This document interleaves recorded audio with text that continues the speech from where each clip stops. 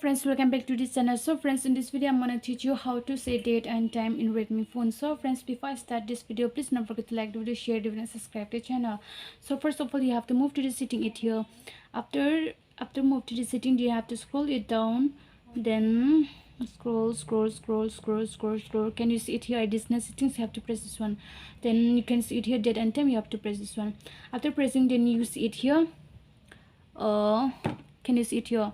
Before you set it, you just need to off this one. After off, then you can only you will get chance to set it. See, you will get the options here to set it. So after you set it, you just need to on. Or time also, it's like this. You will get here many options to set it according to the time. So after setting this time and date, you have to press this one. It's already done now.